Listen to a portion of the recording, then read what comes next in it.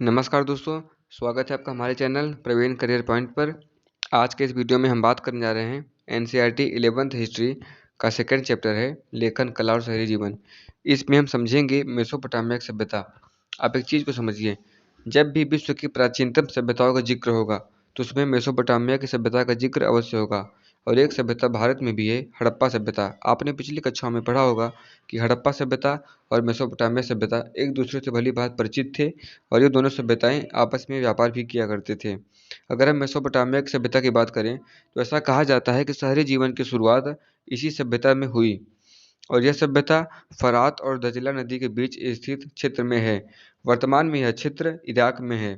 Iraq एक देश है दोस्तों, मुस्लिम कंट्री है, वहीं पे मेसोपोटामिया की सभ्यता है। मेसोपोटामिया सभ्यता अपनी संपन्नता के लिए प्रसिद्ध थी। इस सभ्यता का साहित्य समृद्ध साहित्य था।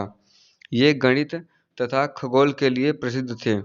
अगर आप खगोल को न समझते हो तो समझ लीजिए, खगोल शास्त्र वह शास्त्र होता है जो पृथ्वी और वायुमंडल के बाहर होने वाली हलचल गतिविधियों का आकलन करे, वो होता है खगोल शास्त्र।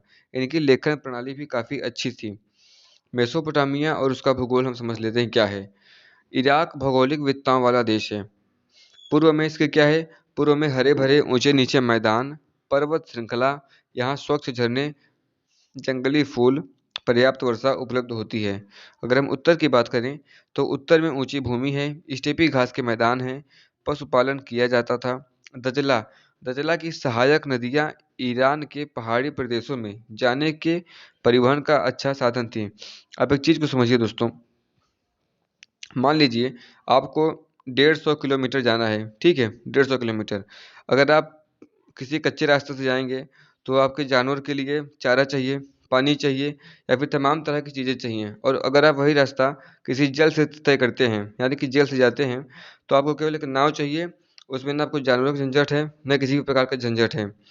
तो ये क्या होता था कि जो जल मार्ग होता था, थल मार्ग से थोड़ा सुगम रहता था, तो उसमें आपके जानवर थकते नहीं थे और आपको थोड़ा खर्चा बचता था। ठीक है, आगे बढ़ते हैं। आगे हमारा क्या है, दक्षिण। दक्षिण में रेगिस्तान है, दक्षिण में रेगिस्तान है। इसी स्थान पर सबसे पहले नगर एवं लेखन कला प्रणाली देखी गई। फरात और दजला नदी यहाँ उपजाऊ मिट्टी लाकर जमा कर देती थी। फरात नदी रेगिस्तान में आकर कई धाराओं में बढ़ जाती थी। ये धाराएं सिंचाई की नहरों का काम कर देती थी।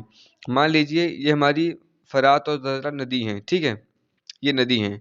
अब ये कई टुकड़ों में बढ़ जा रही हैं, तो इससे होगा क्या कि इनका जो टुकड़ा है किसी कस्बे में जाएगा, किसी राज्य में जाएगा, तो जो वहाँ के किसान हैं, कृषक हैं, इन नदी का पानी अपने खेतों में नहरों के रूप में कर सकते हैं और इनका उपयोग अपने खेतों में करेंगे तो वहाँ पे मतलब कृषि भी अच्छी होगी।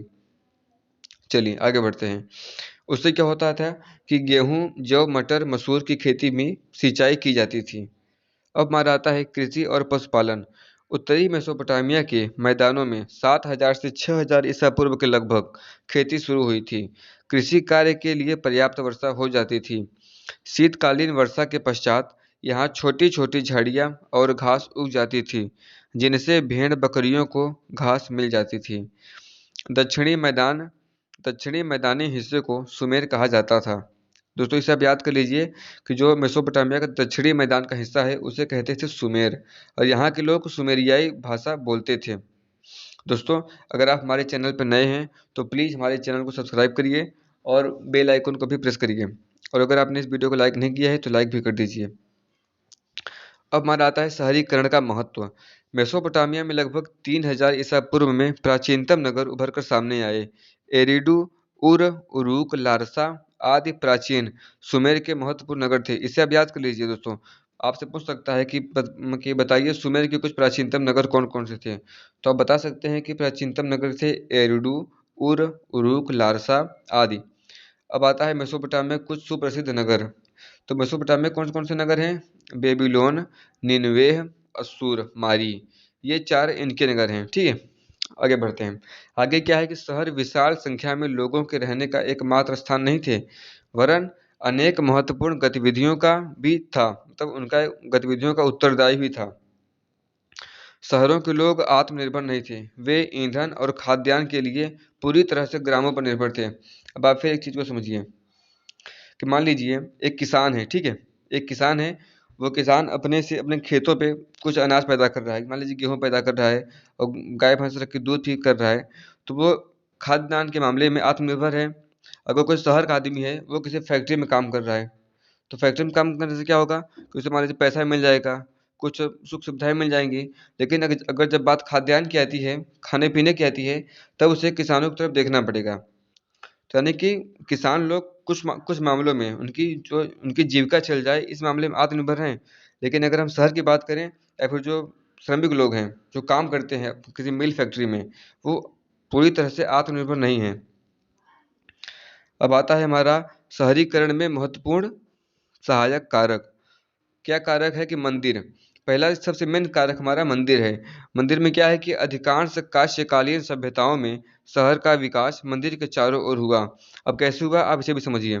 मान लीजिए ये मंदिर है, और पहले के लोगों में क्या मान्यता थी कि अगर हम मंदिर के आसपास बसेंगे तो हमें कोई दिक्कत तकलीफ होगी तो हमारे भगवान हमारी रक्षा करेंगे।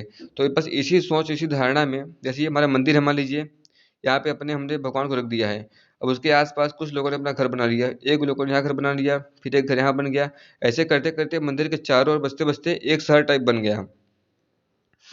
अब दक्षिणी मेसोपोटामिया की उपज क्षमताओं का प्रयोग कृत्रिम सिंचाई व्यवस्था के बिना नहीं की जा सकती थी। मंदिरों ने इस क्षेत्र में सिंचाई संगठित करने में महत्वपूर्ण योगदान दिया।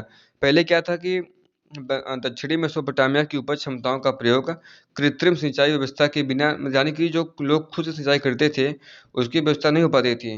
लेकिन जब से लोग मंदिर के आसपास रहने लगे, उनके बीच में तालमेल बैठा, अच्छा माहौल बना, तो उनकी वो समस्या भी दूर होती चली गई।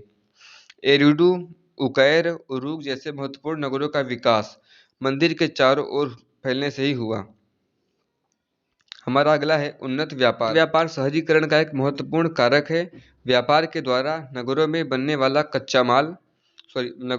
वाला माल, जिसको हम बोलते हैं द्वितीयक विनिर्माण, ग्रामों में पहुंचता है, और ग्रामों से कच्चा माल तथा खाद्यान्न, दोस्तों मैंने कहा था ना कि जो खाद्यान्न होता है वो हमेशा गांव से शहर में जाता है, क्योंकि शहर में कोई खेती नहीं करता है, बल्कि शहर में लोग मिल फैक्ट्री या फिर ऑफिस में काम करते हैं।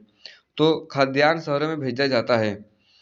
हमारा अगला है मेसोपोटामिया खाद्यान्न संसाधनों की दृष्टि से अत्यधिक संपन्न था, किंतु वहाँ खनिज का घोर अभाव था। अब यहाँ पे खाद्यान्न तो खूब है, खाद्यान्न भी है, और मतलब यानी कि तमाम तरह की चीज़ें हैं, लेकिन खनिज का घोर अभाव था। हमारा अगला है कि मेसोपोटामिया में अच्छी लकड़ी, तांबा, रांगा, सोना, चांदी, सीपी, विभिन्न प्रकार के पत्थर आदि तुर्क, यानी कि ये सब सामान कहाँ से मंगाए जाते थे? तुर्क, ईरान अथवा खाड़ी पार के देशों से मंगाए जाते थे, तथा कपड़ा तथा कृषि संबंधी उत्पाद अन्य प्रदेशों से मंगाए जाते थे। तो दोस्तों आज का हमारा टॉपिक यहीं ख़त्म होता है। हम बचा हुआ पार्ट अगले वीडियो में कंप्लीट करने का प्रयास करेंगे। धन्यवाद।